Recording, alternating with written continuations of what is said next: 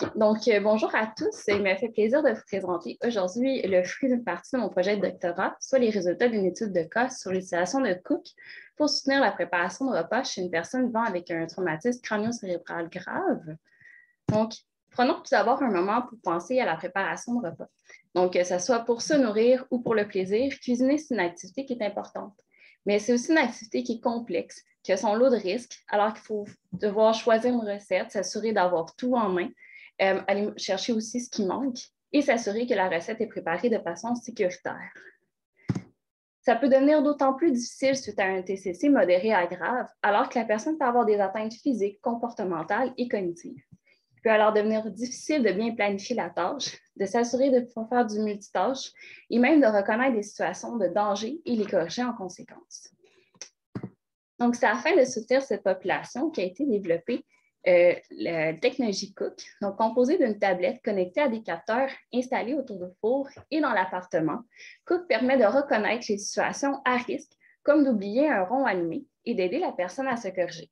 Si la personne n'est pas en mesure de se corriger, le four est fermé de façon automatique. Cook comprend également une multitude d'outils, notamment un livre avec des recettes adaptées, un planificateur pour des recettes de la semaine, des minuteries, des informations culinaires et d'autres. Lorsque la personne ne veut pas nécessairement suivre une recette, elle peut aussi utiliser Cook seulement pour superviser la cuisson et s'assurer qu'elle a des comportements sécuritaires avec le four. Donc, bien que Cook ait déjà démontré des preuves dans un contexte particulier, soit en résidence alternative, il fallait aussi évaluer le potentiel de Cook dans un contexte à domicile, donc chez une personne qui vit seule. Pour ce faire, on a réalisé une étude de cas unique de type ABC, où A correspond à la ligne de base, B la phase d'apprentissage et C le suivi. Donc, pour commencer, on a fait une évaluation, assez large pour vraiment comprendre les besoins de la personne et configurer Cook en conséquence. Puis par la suite, on a fait des entrevues. On a aussi évalué la performance de la personne tout au long de l'étude au niveau de la préparation de repas et dans une tâche contrôle. Et on a aussi quantifié le nombre de repas préparés par semaine à différents moments. Le participant qu'on a recruté s'appelle JD. Au moment de l'étude, JD habitait seul en condo. Il vivait avec un TCC grave depuis déjà 17 ans. Ses principales difficultés étaient vraiment au niveau de la planification, ce qui rendait la tâche difficile, longue et fatigante. Et il préparait principalement des repas qui sont simples et congelés avant l'étude. Donc, pour qu'il soit en mesure d'utiliser Cook de façon autonome, on a réalisé 7 sessions d'apprentissage suivant la méthode d'apprentissage proposée par Solbert et Mater, soit l'acquisition, l'application et l'adaptation, où on lui montrait les fonctionnalités, on les intégrait ensemble et après ça, on l'amenait à préparer un repas de façon autonome en utilisant Cook. Donc, lorsqu'on regarde au niveau de la performance, de l'effet, on se rend compte qu'au niveau de l'assistance en tant que telle, il y a une diminution de l'assistance qui a été nécessaire entre la ligne de base, donc la phase A, et la phase C, donc le suivi, ce qui suggère que Cook a aidé à diminuer le nombre d'assistances nécessaires. On voit aussi la même tendance au niveau du nombre d'actions qui étaient non nécessaires, donc un peu comme la performance ou l'efficacité de la performance dans la tâche, qui suggère encore là que Cook a aidé le participant à vraiment être plus efficace dans sa préparation de repas. Désolée. Toutefois, malheureusement, on s'est rendu compte qu'après l'installation de Cook, il y avait une diminution du nombre de repas qui étaient préparés par semaine. Donc, aujourd'hui, on ne va pas focuser sur le pourquoi que ça s'est passé, mais un peu le comment on aurait pu éviter ça ou comment on a appris de cette expérience-là pour les futures études.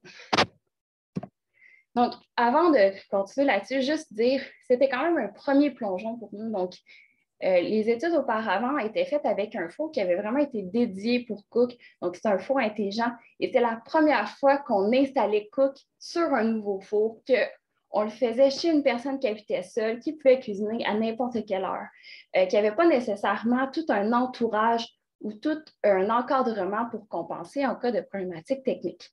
Donc, ça devenait tout un défi de s'embarquer là-dedans, ce qui explique aussi pourquoi on a eu des apprentissages à faire en cours de route. Donc, tout d'abord, il y a eu la question de configuration. Donc, Cook a l'avantage de permettre beaucoup de personnalisation, d'où le color grid. Toutefois, plus il y a de personnalisation possible, plus il y a de configuration, plus il y a d'ajustements nécessaires. Et ça a été quand même un peu plus difficile à faire. Il y a aussi eu des problèmes techniques qui sont survenus en cours de route, notamment qui nuisaient au fait de suivre et de pouvoir accéder aux fonctionnalités, notamment l'ouverture du four. Donc, qu'est-ce qu'on aurait pu faire différemment? Un des premiers points, c'est qu'on aurait pu assurer un meilleur encadrement, là, vraiment à des points clés que le participant y cuisine. On aurait même pu faire une entente avec lui pour s'assurer, OK, l'équipe clinique, l'équipe technique soit présente au minimum accessible au moment qu'il cuisine. On aurait pu aussi être encore plus collaboratif, mieux comprendre c'est quoi les disponibilités, les besoins, les attentes, les ouvertures aux problèmes techniques du participant et de son entourage, réévaluer ça en cours de route, vraiment s'ajuster à ça, vraiment travailler avec eux pour s'assurer qu'ils restent impliqués et que ça va bien.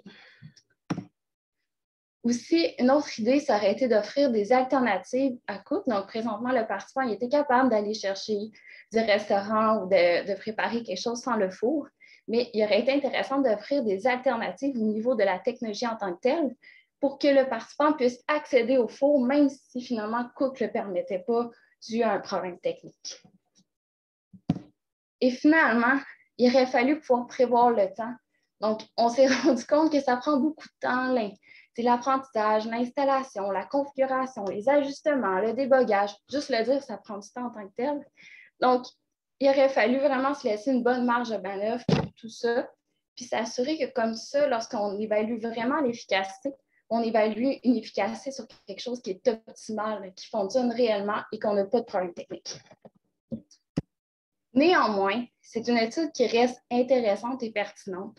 Ça a permis de faire émerger des problématiques différentes au niveau de l'implantation, des techniques aussi, donc qui vont être pertinentes pour des prochaines études.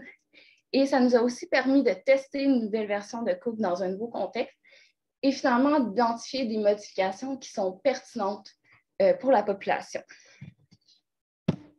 Donc, merci à tous pour votre écoute. Ce projet n'aurait pas été possible sans la supervision de mes directrices, sans l'équipe de recherche, sans l'implication des participants et bien sûr sans le financement du FRQS.